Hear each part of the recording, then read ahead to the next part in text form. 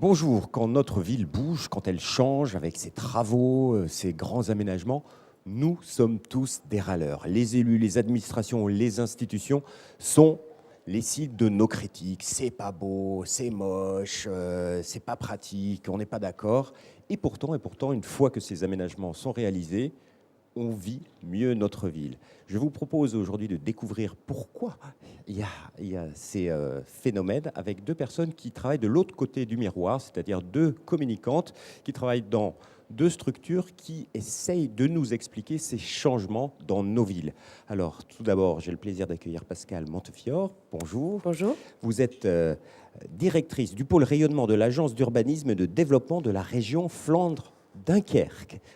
Oui, Mais c'est bien ça. qu'on peut nommer Agur. Tout à fait, la Gure. Et Odile Wiedemann Zachariasen, si je ne me trompe pas, vous êtes directrice générale des Ateliers Villes. Alors, une toute petite présentation de vos structures pour nos téléspectateurs. Les Ateliers Villes, c'est quoi en deux mots? Bonjour. Alors les Ateliers Villes, c'est une structure qui travaille aux côtés des grands aménageurs et des acteurs qui font la ville. Et on travaille en interface entre les habitants, les usagers et ceux qui créent, qui fabriquent la ville, qui la transforment. Si vous voulez, on travaille avec toutes sortes de populations, aussi bien la jeunesse que leurs aînés. En touchant la jeunesse, bien évidemment, on arrive à toucher les familles. Et voilà, on sensibilise le grand public aux projets urbains, aux transformations de leur ville. Et pour cela, on a une méthode toute bête. Comment la ville était hier, comment elle est aujourd'hui, comment elle sera demain, avec des outils. Voilà. Vous allez nous faire découvrir vos outils. Et donc, parmi vos partenaires potentiels, il y a des structures comme l'Agur.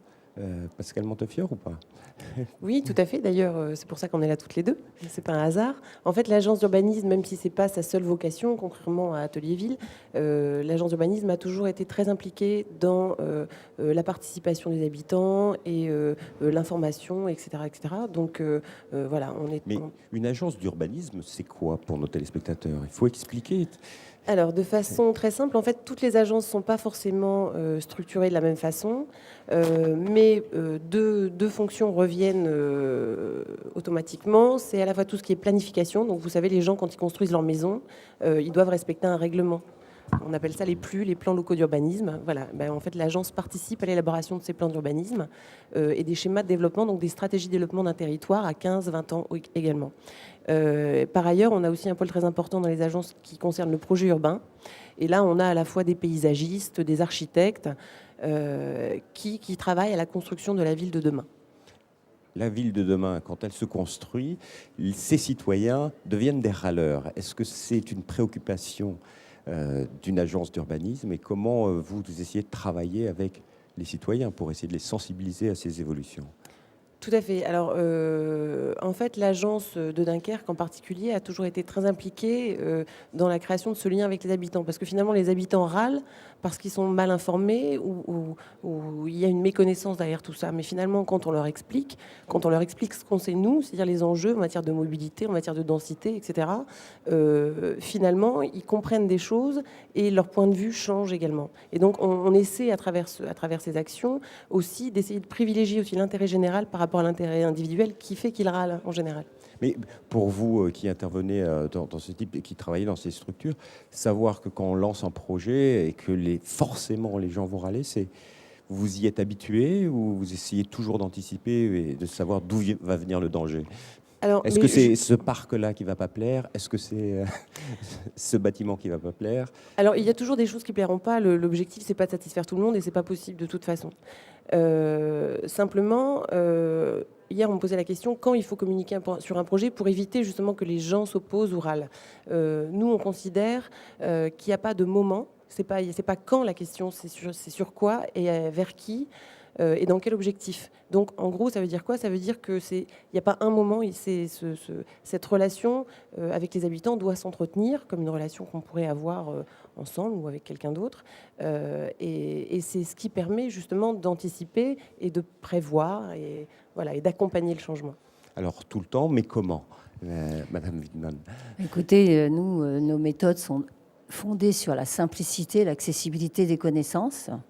C'est-à-dire que nos publics, nos usagers qui viennent aux ateliers villes sont des gens qui sont au départ des néophytes des questions urbaines. Donc, pourquoi? Parce qu'en France, comme dans pas mal de pays, il y a un vide de culture urbaine. Donc, on essaye de combler à notre petite échelle, bien sûr, ces fondamentaux de connaissances, de façon à en faire des habitants plus avisés, qui, dans la chaîne de la communication et la chaîne de la consultation et de la concertation et de la participation des habitants, s'ils arrivent avec quelques acquisitions de connaissances, ça se passe déjà moins mal. Ils ne sont pas forcément d'accord avec le projet, mais le débat est un débat à ce moment-là qui est constructif et qui fait que les choses se passent mieux entre les élus qui en prennent souvent plein la figure, et ça se passe mieux, les dialogues sont plus constructifs, c'est ce que j'ai, le mot qui me vient à l'esprit. Mais concrètement, comment Alors nous, faites-vous? on a des outils totalement accessibles, c'est-à-dire on a des maquettes géantes sur lesquelles on marche, on utilise son propre corps pour comprendre comment s'orienter dans l'espace et dans le temps, comment comprendre la ville. Les gens sont mis en situation de comprendre comment on fait de la ville. Ils participent à des projets concrets avec leur tripes, avec leur esprit. Ils donnent, on les met en situation sur des documents réels, sur des plans totalement simplifiés, bien sûr, mais c'est toujours fondé sur le réel. Mais c'est à chaque fois sur la ville concernée, c'est-à-dire, je ne sais pas, Oui, si on travaille sur la ville sur laquelle on a une mission à remplir. Les gens qui font la ville, ils nous commandent une mission qui doit aller dans le sens de les aider à accompagner les gens pour qu'ils comprennent les projets.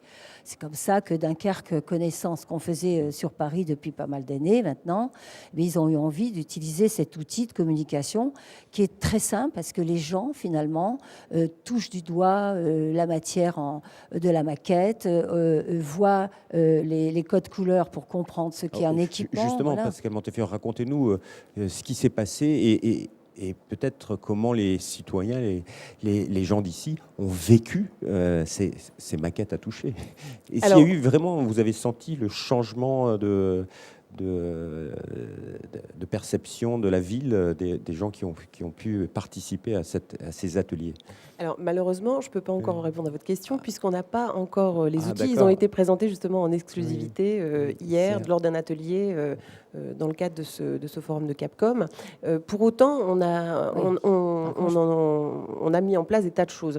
Et ce que je peux vous dire, c'est que la grande différence, parce que ce que produit en ce moment ce sur quoi travaille Odile pour la ville de Dunkerque, va intégrer un lieu qui est dédié vraiment aux habitants et à l'information. C'est-à-dire qu'on a, même si ça fait 30 ans qu'on travaille avec les habitants sur les projets et qu'on entretient ce lien avec eux, aujourd'hui, ce qui fait la différence, c'est vraiment d'avoir un endroit pérenne. Et dans ce lieu donc, qui existe maintenant depuis 2 ans, qui se situe en centre-ville, ce qui est important aussi, la localisation, il y a eu une première exposition. Et cette exposition, en 1 an et demi, a accueilli 16 000 personnes. Sur 16 000 personnes, il y a 14 000 habitants de Dunkerque qui ont tous pu réagir, faire des propositions, réagir à ce qu'ils ont vu. Et ça montre bien que finalement, les gens ont envie de comprendre, ont envie d'apprendre et ont envie de savoir ce qui va se passer. Quand vous dites faire des propositions, derrière, sont-elles suivies? Sont-elles prises en compte? Alors, individuellement, on ne peut pas prendre Ouais. en compte toutes les propositions. Et ce n'est pas non plus, ce qui est important de dire aussi, enfin Odile répondra également, mais c'est pas on ne fait pas la somme des besoins et ensuite on fait un projet. Non, on ne peut pas fonctionner comme ça. Donc c'est là où est très important, où intervient donc l'échange qu'on peut avoir avec les habitants. La pédagogie. Voilà. Oui, alors il y a quelque chose que je voulais vous dire. En fait, il y a une vraie demande des habitants de comprendre et d'appréhender l'espace urbain. C'est le cadre de vie quotidien dans lequel on est, on vit, on travaille, on meurt, on est enfant, on est adulte, on a toute l'histoire d'une vie dans la ville. Donc c'est majeur de comprendre comment cet espace nous conditionne. Et en fait, si vous voulez, nous, aux ateliers villes, aujourd'hui, on oscille entre 18 000 et 25 000 visiteurs par an. On n'est pas beaucoup, on est une équipe de 6 architectes, urbanisme, enfin c'est déjà pas mal. Ça veut dire qu'il y a une vraie demande. On en refuse 7 à 8 000 par an. Pour vous dire, on ne peut pas pousser les murs. Bon, Dunkerque nous offrira l'occasion de travailler avec une grande ville du nord de la France où il se passe des reconquêtes de territoires portuaires majeurs pour l'avenir de la ville. C'est un projet qui est magnifique et très intéressant. Et pardon, ce qu'il se passe, c'est que le passé de cette ville a été parfois très déchiré parce qu'il a été en grande partie détruit à la dernière guerre. Donc il faudrait retrouver les racines de cette ville. Et par exemple, sur nos grandes maquettes géantes, on pose des immenses nappes historiques qui sont les traces exactes, comme des grands plans transparents, si vous voulez, où on voit les strates du temps, comment c'était au temps des remparts bourguignons, au temps de Vauban, etc. Et on enlève les strates du temps, on déroule nos nappes, et on voit la ville aujourd'hui, et on peut travailler la ville demain. L'idée, c'est de faire comprendre aux habitants que la ville est en perpétuelle mutation, qu'une ville bouge. Et si elle s'arrête de bouger, c'est une ville qui meurt. Donc le progrès, l'évolution urbaine, ça va dans le sens d'un développement pour tous, d'une qualification. C'est pas de la démagogie ce que je vous dis, c'est vraiment... C'est vrai, c'est comme ça que ça se passe, la ville. Donc, nos décideurs, ils ne s'amusent pas à requalifier les villes pour se faire plaisir. C'est avant tout, ils sont quand même au service de leurs habitants. Ils ont à gérer des villes importantes. Et malheureusement, à gérer et communiquer pour un petit peu contenir les mécontentements. Quels sont les mécontentements habituels quand un habitant est mécontent sur son projet de ville?